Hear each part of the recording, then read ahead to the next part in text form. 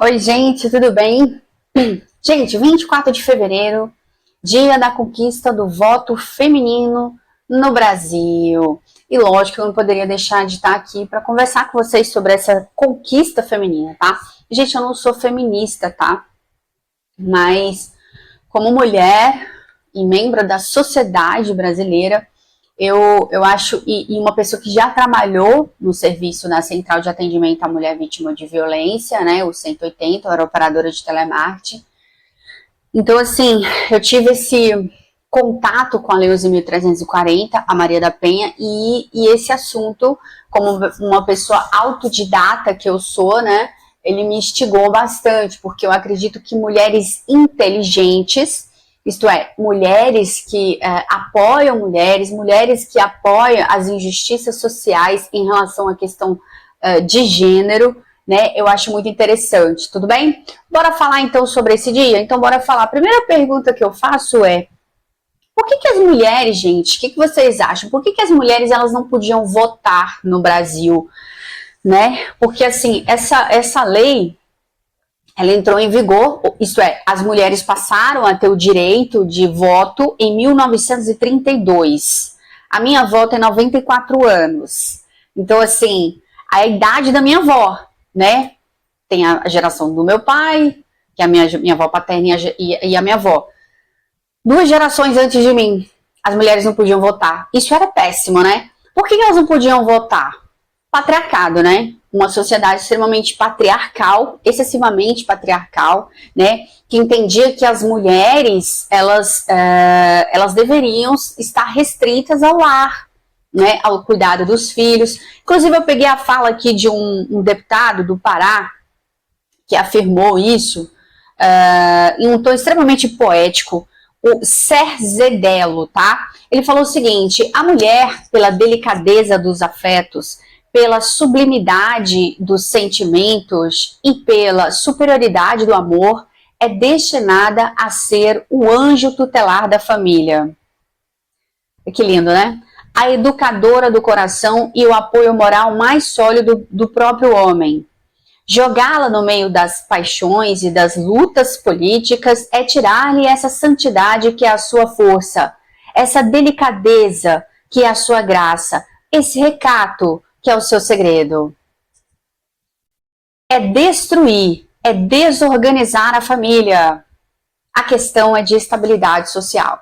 Tranquilo, né?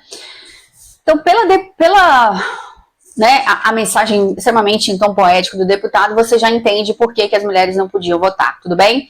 Então, assim, exclusão constitucional. Essa ideia de que a mulher não podia votar, gente, ela está muito pautada numa questão social, numa questão cultural, tudo bem? E também nas questões legais. Deli, gente, a própria Constituição excluía as mulheres, o que é uma violência, né, gente? Porque a exclusão ela é uma forma de violência. Por quê? Para sustentar essa questão patriarcal, né, que é uma questão extremamente cultural. Então, a exclusão constitucional, bora falar sobre ela? Sistema patriarcal, 1891, cidadãos do sexo, eu me empolgo, cidadãos do sexo masculino, maiores de 21 anos e alfabetizados, esses podiam votar, tudo bem? Então, mulheres não votavam, os homens podiam votar, mas tem um detalhe, tinha que ser maior de 21 anos e também tinha que ser alfabetizada. Uma outra violência, né? Porque a gente sabe que essa questão da educação, né? Eu como educadora tenho um pouco desse conhecimento, ela no Brasil ela é bem delicada, né? Então, assim, eram muitas pessoas que não eram alfabetizadas. Mais uma questão de violência aí na nossa Constituição aí em relação a 1800 e quanto, gente, já tem um tempinho, né? Bom, vamos continuar porque o assunto é longo. Papéis de gênero rígido, né? Então, assim, na verdade, essa participação feminina era muito receosa as mulheres participar. Por quê, Deli? Gente, a política nesse período, ela era vista como um ambiente exclusivamente masculino. É porque tem fotos aí, se vocês verem no plenário, né? Só os homens participam, as mulheres ficam ali, né? Só olhando mesmo. A gente ri pra não chorar. Muito triste isso, né? Por isso que eu tô aqui falando pra vocês sobre isso, tá bom? Então, pessoal, então assim, havia receio de que a participação política feminina ameaçasse o que, Deli? A unidade familiar. Lembra a questão do patriarcado, a questão cultural? Por que as mulheres não podiam votar? Uma questão cultural, social e legal. Então a própria lei apoiava isso, por quê? Porque isso poderia fazer com que a unidade familiar fosse ameaçada, tudo bem? Também, gente, a questão dos argumentos de incapacidade, né? Então, assim, pelo fato da sociedade enxergar as mulheres como excessivamente sentimentais ou emocionais, na verdade, na minha opinião, isso é um argumento para justificar, né, gente? Para justificar. Então, ser excessivamente emocional ou incapaz de compreender a complexidade das questões públicas era a justificativa aí dos opositores do sufrágio feminino. Olha que absurdo! Então, um argumento de incapacidade aí também para justificar por que as mulheres não podiam votar, além da questão que eu falei do papel de gênero rígida. A dependência política, como assim? A mulher casada, gente, por exemplo, ela era considerada juridicamente incapaz. Isto é, ela tinha que ter a permissão do marido para votar. Mas não era só isso não, a brincadeira não tá só aí não. Não, Dali, não, imagina. A brincadeira começa o seguinte, além do marido ter que autorizar essa mulher a poder ter esse direito ou não, enfim, a questão da dependência política, o marido também tinha que dar autorização para ela fazer várias coisas. Eu vou falar sobre isso, tá? Então ela necessitava de autorização. E isso daí, gente, que tá dizendo não sou eu, é o Código Civil da época, tudo bem? Bom, vocês estão entendendo o que a gente, né? Deli, quando que as mulheres passaram a ter o direito de votar no Brasil? Em 1932. Minha avó tem 94 anos, né? Então 94 anos se passaram de lá para cá. Tudo bem? Deli, como é que a mulher ela era vista, né, antes do direito do voto do Brasil? Bom, gente, a questão do direito ao voto no Brasil, ela mostra que você é cidadão, não é? Bom, então por aí você já entende, né? O que acontece? Quando eu disse para vocês que a mulher, por exemplo, a mulher casada, ela tinha que ter a permissão do marido, isso traz aí uma série de questões. Inclusive estava no Código Civil, por quê? Ela não podia trabalhar fora, por exemplo, se o marido não autorizasse. Ela não podia ter conta bancária se o marido também dela não autorizasse. E nem CPF próprio. Ou seja, ela não era cidadã.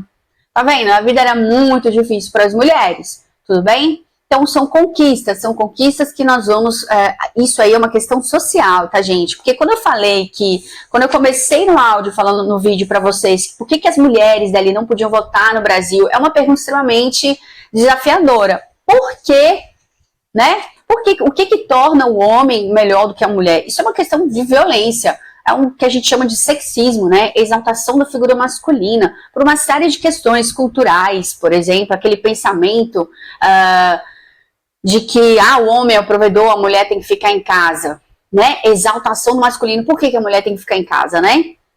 Nós temos aí figuras femininas extremamente importantes no meio social, né? Tem uma cientista que eu não me lembro o nome dela aqui agora, que eu não vou falar muito para o vídeo ficar extenso, que ela conseguiu encontrar aí a cura para algumas doenças. Então, assim, as mulheres são extremamente importantes, todos nós, né, gente? Temos os nossos valores. Bom, enfim, mas voltando aí para a questão da mulher aí, né? A dependência jurídica. Então, assim, as mulheres, gente, nesse período aí, antes delas poderem conquistar o direito ao voto, elas tinham dependência jurídica, né? Mulheres casadas aí eram consideradas incapazes. Isso quem determinava era o Código Civil da época, tá bom? Elas não podiam, por exemplo, viajar sozinhas, aceitar herança, nem pensar, tá bom? Educação restrita. A educação também, gente, as mulheres, como eu falei, o direito ao voto, gente, é o que torna uma pessoa cidadã. Então, assim, se você não tem direito ao voto, você está completamente excluído. Então, assim, por exemplo, a educação das mulheres não era preparar elas para o exercício da cidadania. Era uma educação mais, como é que eu vou usar a palavra para vocês? Prendas domésticas. Como assim? Corte, costura, né? Como ser uma boa esposa, como ser uma boa mãe, tudo bem?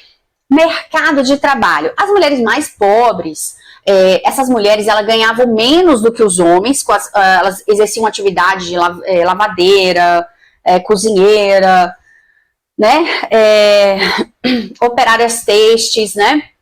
Então, mesmo que elas fizessem a mesma atividade, olha que hoje em dia isso ainda existe, né? Vocês sabem disso, né? A Secretaria Especial de Política para as Mulheres, ela luta muito por essa questão de gênero, que é um órgão vinculado à presidência. Então, assim, hoje em dia a gente sabe que tem mulheres que exercem as mesmas funções que os homens, mas elas ainda continuam, às vezes, ganhando menos que os homens. Nessa época, antes da mulher conquistar o direito ao voto, as mulheres que trabalhavam nesse serviço, as mulheres mais pobres, como esses serviços braçais, por exemplo, se comparado aos homens, elas também ainda ganhavam menos, tá? As mulheres que de classe mais alta, raramente nessa época elas trabalhavam, tá? Bom, e também o papel social e moralidade, né? Ah, esse aqui é bem interessante, né? Então, a sociedade era estritamente patriarcal. A honra da família estava ligada à conduta feminina. Perceba? E assim, o concubinato, por exemplo, a perda da virgindade, meu Deus, isso era extremamente grave, tudo bom? Era socialmente punido, tá? E podiam até anular casamentos legalmente. Beleza? É isso aí. Gostaram do vídeo? Se vocês gostaram, compartilhem esse vídeo e dá o joinha, tá bom? Beijo! Valeu!